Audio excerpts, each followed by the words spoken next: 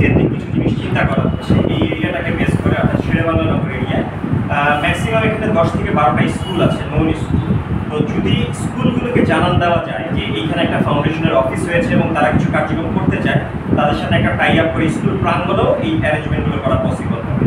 সেটা রক্তদান কর্মসূচি হোক বা শিক্ষা বৃত্তি হোক কিংবা ছোটোখাটো কোনো ট্রেনিং হোক কিংবা সাংস্কৃতিক কোনো অ্যাক্টিভিটিস হোক, সব কিছুই এখানে পসিবল। এটা হচ্ছে একটা পার্ট যদি আমরা স্কুল কেন্দ্রিক এই এলাকা ভিত্তিক করতে চাই। আর যদি অফিস কেন্দ্রিক করতে চাই, এই মুহূর্তে যেহেতু সবাই অনলাইন বেস সব কিছু করতে চায়, অনলাইন বেস করতে চাইলে এখানে অ্যাকোমোডেশন হচ্ছে খুব সম্ভবত 18 বা 21 জনের একটা অ্যাকোমোডেশন আছে একসাথে বসে কাজ করার মতো। অনেকগুলো পিসি লাগবে, অনেক অ্যাক্টিভিটিসের ব্যাপার আছে, ইকুইপমেন্টের ব্যাপার আছে, এটা হয়তো আপনাদের অ্যারেঞ্জ করতে আর একটু সময় লেগে যাবে। তো এই মুহূর্তে যদি অনলাইন বেস ছাড়া যেমন যেই কটা ভলেন্টিয়ারি দেখছি তাদের কনফিডেন্স স্কেলটা একটু কম, আমরা যদি তাদেরকে ভার্বালি একটু ট্রেন আপ করি যে তাদের কনফিডেন্স স্কেল একটু বিল্ড আপ হোক, সেই পাথরটা তাদের পড়াশোনাও যাবে, তাদের ডেইলি অ্যাক্টিভিটিসে যাবে এবং সিএনএফ বাংলাকে নিয়ে যখন তারা কোথাও কথা বলতে যাবে কথাটা খুবই স্পষ্ট হবে।